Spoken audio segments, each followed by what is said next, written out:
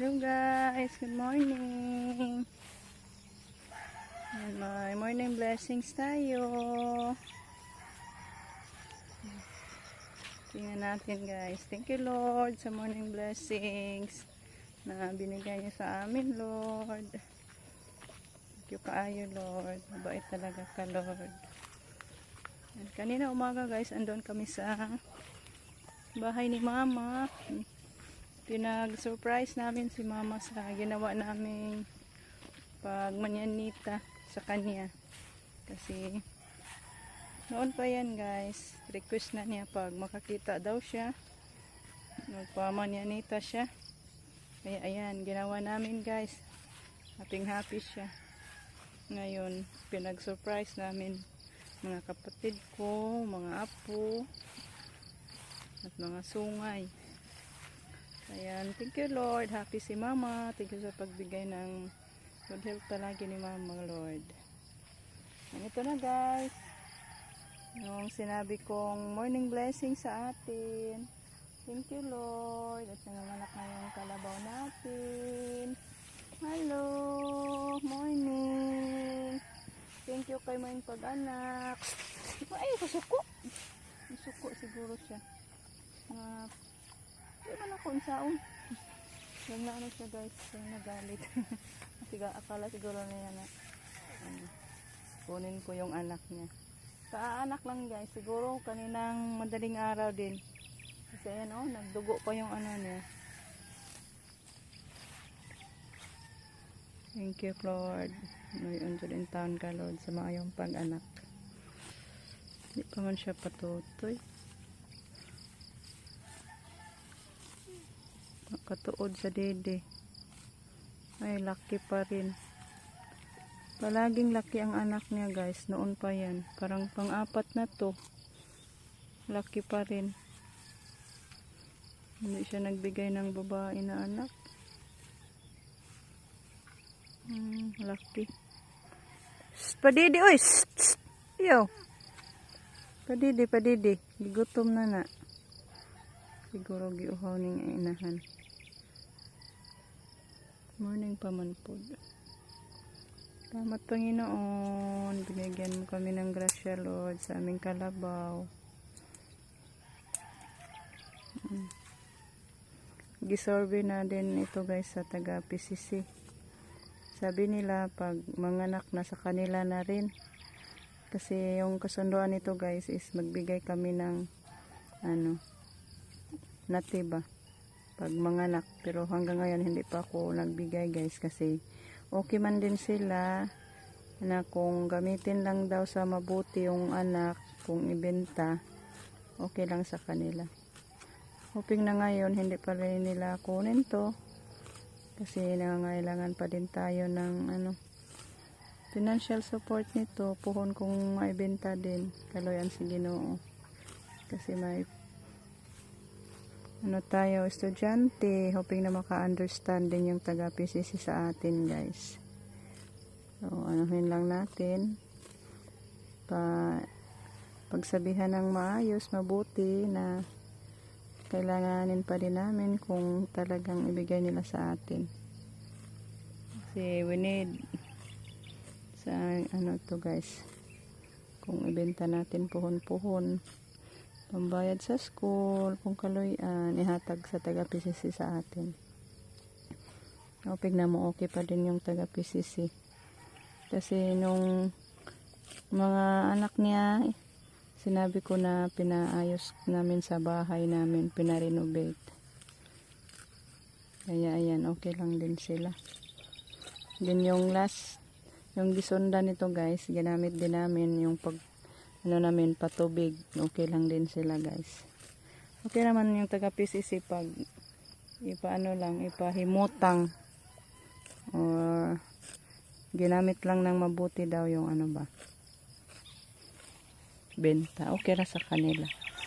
Kaya ngayon pagsabihan na naman natin na kung pwede sana sa atin lang to, baka na tayo bibigay kung okay na ang panahon na hindi na tayo mangangailangan hindi na Thank you, Lord. Lord, intahan ka, Diyos ko. Padali siyang tubo, Lord.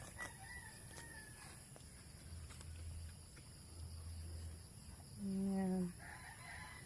Dede na siya. Marunong na siya magdede. Ayan guys. Umuwi muna ako guys. Magluto tayo ng lauoy. Gusto tayo ng lauoy guys.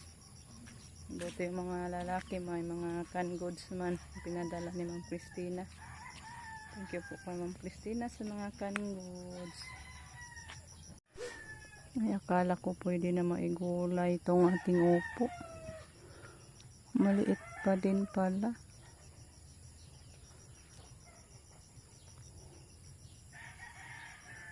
Ito pinahinog ko siya guys para may similya na din tayo. Mga buto. Dami-dami yung bunga guys. 2, 3, 4, 5, 6, 7, 8, 9, 10.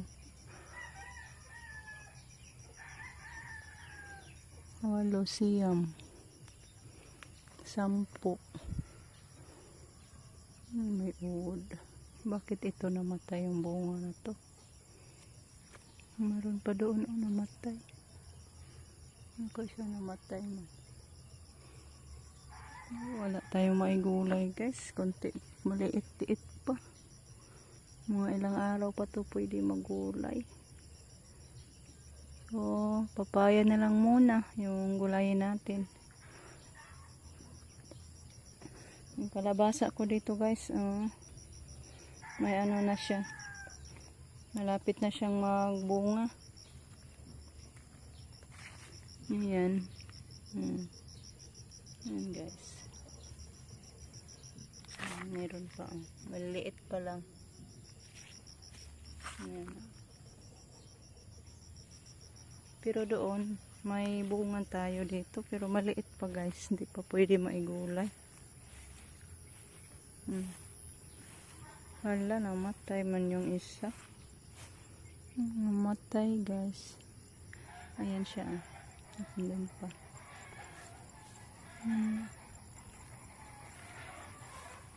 Wala nang ibang bunga. Tanala. Pero mayroon na naman.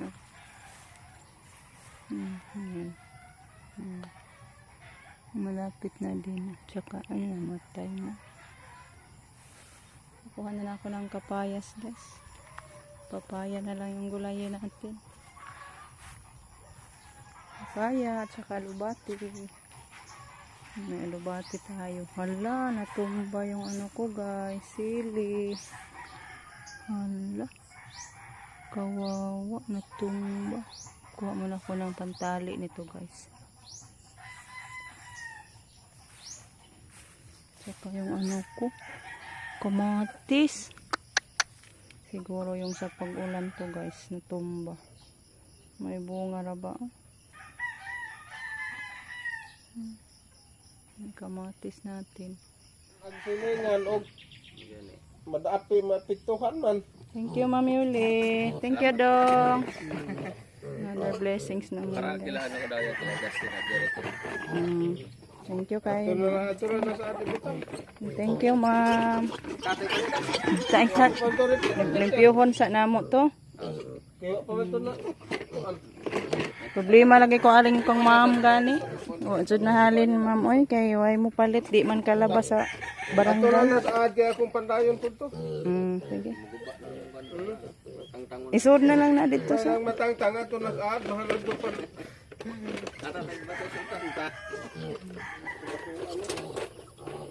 Thank you po again kay Ma'am Yuli. Sa Gracia. Ni-repair ni Rico yung ano guys. Kulungan dito.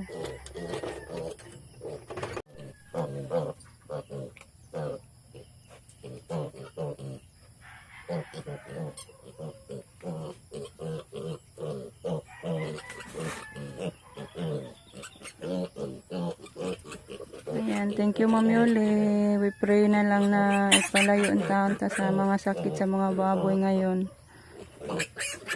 Kasi nagkaano ngayon guys. Nagkagulo yung mga tao dahil sa sakit sa baboy. Kaya yung mga baboy hindi na nangahalin. Kaya hindi na pwede mailabas sa ibang barangay. Ha? Yes, ubos. Wakatuod. Si kung suli ay maning ablihanan aning Kini. Tuwad din na siya.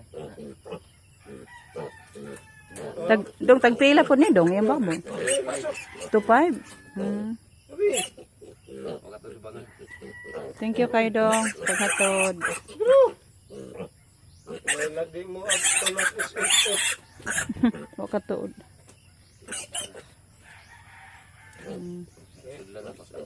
Asa gisod mo na dong langgam? Ha? Langgam gisod ni mo na? Di sudah na mas mga Asan ko nimo gibutan Ah. dito? todo nito. Tangkang manok. Ana po kay baktin daw? Isa parang kalig. Mga asa man dong na gihibutuan na ba ni? Malaki yung siguro na. Problema wa pa hibuto. Sa kay pasawan ni nila ngutana pa ko. Kung kaliwat. Taga Kalinda man na. Linda man eh. Kadungan na sa moa. Dungan man yung tanya tong usa. Ang sa ninyo muna po mga anak mo. Man mga anak, abtan mas. Saan na? Sa ko mong tutugo. Oo. Wa na may swerte. Anay? Ano? Nga, ana yun, wa yun. May swerte mag-anay si Rico. Sarabing di malasa naman. Matay mo. Maayo pa Buhi na lang para baligya. timbang. Anay, dako ang pugas-tog anay. Dugay tuig kapin. Pero mabawi mo anak. Bawi lagi po og daghan ng anak. Malami po. Ug mga anak lang po og 5, kuhaan pa si mutakan. Hansi. Kan dara bay bangag di agang di ba kada siya mulapot. Ang buliton lagi na.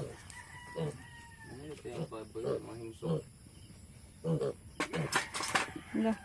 Ni-repair ni Rico guys, daming mga butas na. Mga matin. Mas ibabaw dapit gang. Wala sila agit.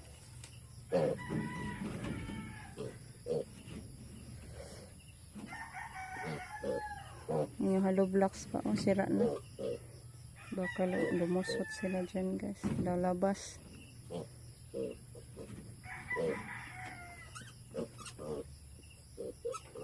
Ilan sang?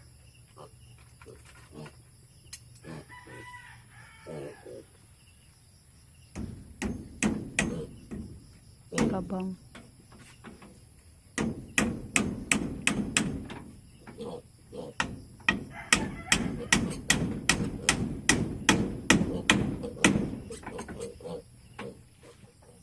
So ayan guys. Thank you po kay Ma'am Yuli sa another blessings, unexpected blessings na dumating sa atin ngayon guys.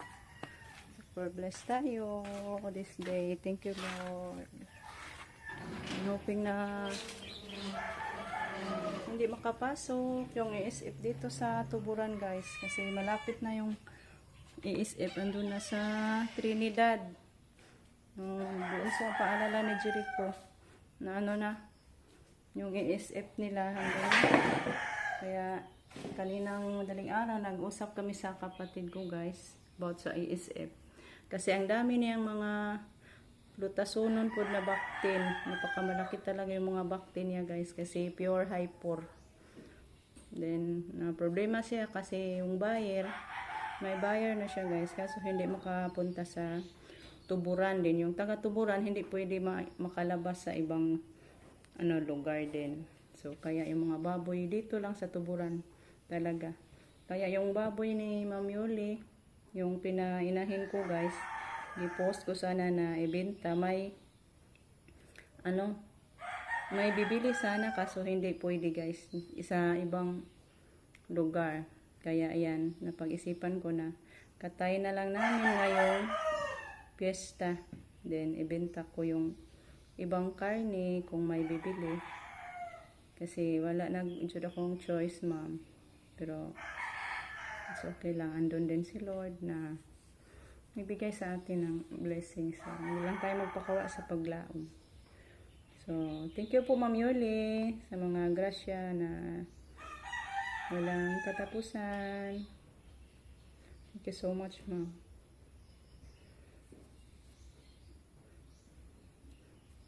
So, bye-bye guys. Thank you for watching.